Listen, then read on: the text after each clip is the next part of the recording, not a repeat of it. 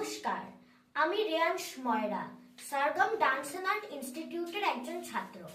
আজ স্বামীজির জন্মতিথিতে আমি কিছু বলতে চাই। যজ্ঞাহুতির হোমশিখা সম, তুমি তেজস্বী তাপস পরম, ভারত অরিন্দম নম নম, বিশ্বমঠ বিহারী। 1862 সালে 12 জানুয়ারি কলকাতায় স্বামী বিবেকানন্দ জন্মগ্রহণ করেন। তবে জন্ম থেকেই তিনি কিন্তু স্বামীজি ছিলেন না। তার নাম ছিল নরেন্দ্রনাথ দত্ত, ডাকনাম নরেন ও বিলে। আর 5টা সাধারণ পরিবারের বাচ্চাদের মতোই নরেনও ছিল দুষ্টু ও জেদি। অদম্য কৌতূহল ও জিজ্ঞাসা ছিল তার মনে। কোনো জিনিস নিজে চোখে না দেখে তিনি বিশ্বাস করতেন না।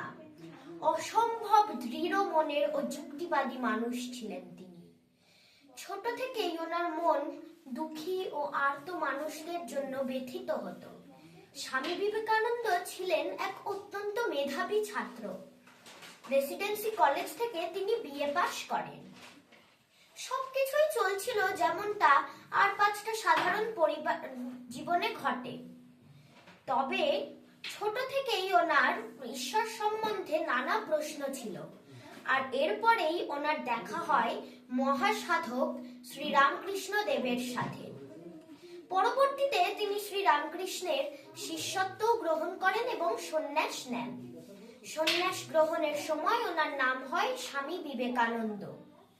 1893 সালে তিনি আমেরিকার শিকাগো মহাধর্ম সভায় উপস্থিত হয়ে ভারতের সংস্কৃতি, ঐতিহ্য এবং সনাতন ধর্মের মূল তত্ত্ব তুলে ধরেন। সারা পৃথিবীতে ছড়িয়ে পড়ে ওনার নাম।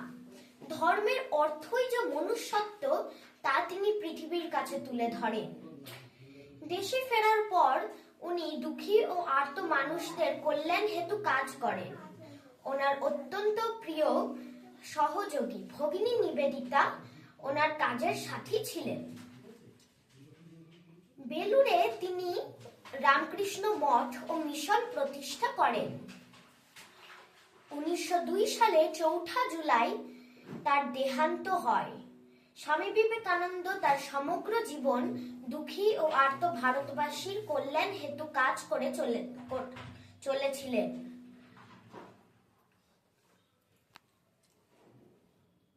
উনি সবসময় চাইতেন সাধারণ যুব সম্প্রদায়কে জাগিয়ে তুলতেন। তিনি বলতেন, ওঠো, জাগো, লক্ষ্যে পৌঁছানো না পর্যন্ত থেমো না।